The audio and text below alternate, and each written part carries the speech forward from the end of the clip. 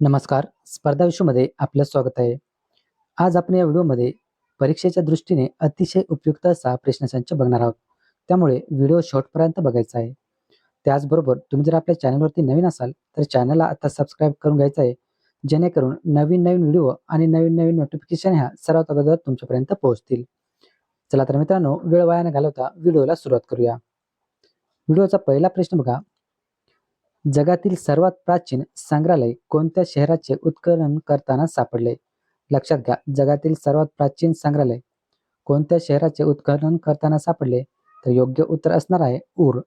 Option क्रमांक 1, ऊर या शहराचे उत्खनन करताना जगातील सर्वात प्राचीन संग्रहालय सापडले. त्यानंतर प्रश्न 2 बघा. सिंधू संस्कृती ही कोणत्या प्रकारची संस्कृती होती? महत्त्वपूर्ण प्रश्न आहे मित्रांनो. सिंधू संस्कृती ही कोणत्या प्रकारची संस्कृती होती? तर उत्तर असणार आहे शहरी. उत्तर असणार आहे ऑप्शन क्रमांक बी, शहरी. प्रश्न क्रमांक 3 बघा. हडप्पा संस्कृतीमध्ये महान स्नानगृह कोठे सापडले आहे? तर उत्तर असणार आहे ऑप्शन क्रमांक सी, मोहनजोदडो. त्यानंतर प्रश्न 4 बघा. लोथल हे शहर कशासाठी प्रसिद्ध आहे? लक्षात घ्या, लोथल हे जे शहर आहे हे प्राचीन कशासाठी प्रसिद्ध आहे? तर उत्तर आहे ऑप्शन क्रमांक बी, गोदीसाठी. कशासाठी? तर गोदीसाठी. प्रश्न 5 बघा. सुरुवातीच्या वैदिक आर्याचा धर्म प्रामुख्याने कशाचा होता? सुरुवातीचा बघा, वैदिक आर्याचा धर्म हा प्रामुख्याने कशाचा होता? तर या प्रश्नाचे उत्तर आहे ऑप्शन क्रमांक बी, निसर्गाची पूजा आणि यज्ञ. निसर्गाची पूजा आणि यज्ञ. प्रश्न 6 बघा. कोणत्या वेदामध्ये औषधी वनस्पतीची माहिती दिलेली आहे? बघा, कोणत्या वेदामध्ये औषधी वनस्पतीची माहिती देण्यात आलेली आहे? उत्तर असणार आहे ऑप्शन क्रमांक डी, अथर्व वेद. प्रश्न 7 बघूया. जगप्रसिद्ध कैलास मंदिराची निर्मिती कोणत्या काळात झाली? बघा, जगप्रसिद्ध कैलास जे मंदिर आहे याची निर्मिती ही कोणाच्या काळात झालेली आहे? तर या प्रश्नाचे योग्य उत्तर आहे ऑप्शन क्रमांक सी, राष्ट्रकूट.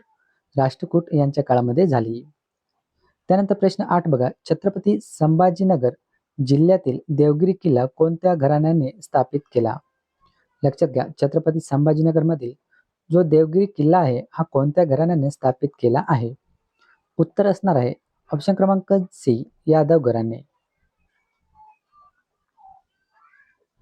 त्यानंतर प्रश्न 9 बघा. इसवी सन 1453 मध्ये ओटोमन तुर्कांनी कोणते शहर जिंकून घेतले? उत्तर असणार आहे कॉर्नस्टॅन्टिनोपल. ऑप्शन क्रमांक बी हे योग्य उत्तर आहे. त्यानंतर प्रश्न 10 बघा. पानिपतचे पहिले युद्ध कोणामध्ये झाले? बघा, पानिपतचे पहिले युद्ध हे कोणामध्ये झाले? तर या प्रश्नाचे योग्य उत्तर आहे बघा ऑप्शन क्रमांक सी, बाबर आणि इब्राहिम लोदी. प्रश्न 11 बघा. कोणत्या मुघल साम्राज्याच्या काळात इंग्लिश इंडिया कंपनीने भारतात पहिला कारखाना स्थापन केला? कोणता बघा, कोणत्या मुघल सम्राटाच्या काळात इंग्लिश ईस्ट इंडिया कंपनीने भारतात पहिला कारखाना स्थापन केला? तर उत्तर असणार आहे ऑप्शन क्रमांक डी, जहांगीर. त्यानंतर प्रश्न 12 बघा. छत्रपती शिवाजी महाराजांनी सर्वात आधी कोणता किल्ला जिंकला? तर या प्रश्नाचे योग्य उत्तर आहे ऑप्शन क्रमांक सी, तोरणा. तोरणा हा सर्वप्रथम जिंकलेला आहे. त्यानंतर प्रश्न 13 बघा. छत्रपती शिवाजी महाराजांनी सुरतेवर कोणत्या साली स्वाऱ्या केल्या? छत्रपती बघा, शिवाजी महाराजांनी सुरत या ठिकाणी कोणत्या साली स्वारी केली? तर उत्तर असणार आहे ऑप्शन क्रमांक 1, 1664 ते 1670. प्रश्न 14 बघा.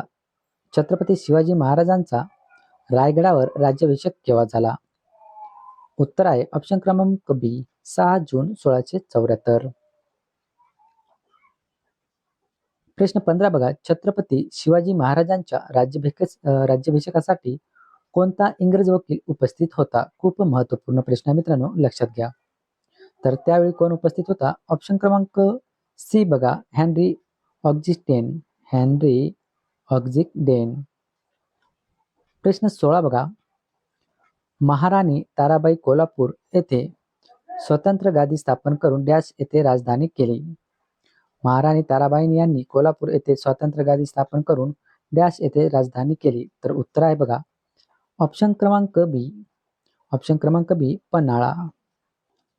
प्रश्न 17 आहे, कोणत्या राज्य कार्यकर्त्यांनी मगरीचे पाय धरलेल्या गजेंद्रासारखी माझी स्थिती झाली आहे असे पत्र लिहून पहिल्या बाजीरावांची मदत मागितली होती? तर या प्रश्नाचे योग्य उत्तर आहे छत्रसाल बुंदेला. ऑप्शन क्रमांक बी छत्रसाल बुंदेला.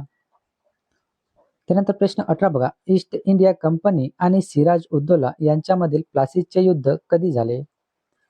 तर योग्य उत्तर आहे बघा ऑप्शन क्रमांक सी 16 जून 1757.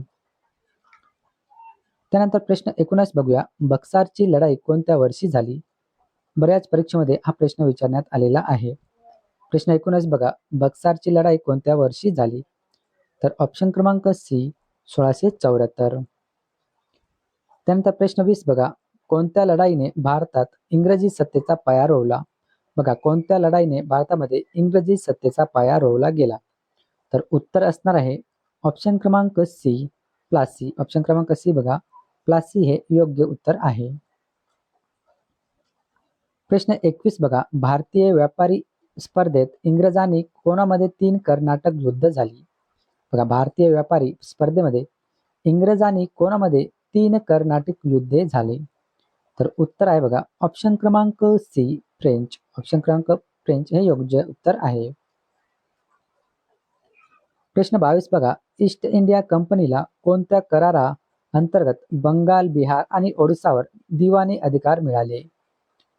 तर या प्रश्नाचे योग्य उत्तर आहे बघा ऑप्शन क्रमांक सी. ऑप्शन क्रमांक सी अलाहाबाद.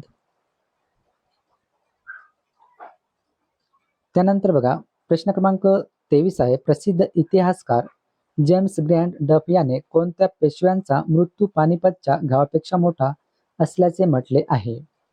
प्रश्न खूप महत्वपूर्ण आहे बघा, लक्षात घ्या. प्रसिद्ध इतिहासकार जेम्स ग्रँट डफ याने कोणत्या पेशव्यांच्या मृत्यू पानिपताच्या गावापेक्षा मोठा असल्याचे म्हटले आहे? तर या प्रश्नाचे योग्य उत्तर असणार आहे ऑप्शन क्रमांक सी पेशवा माधवराव. त्यानंतर प्रश्न 24 बघा, ब्रिटिशांनी मराठा डच नावाचा खंदक कोणत्या शहरात खोदला होता?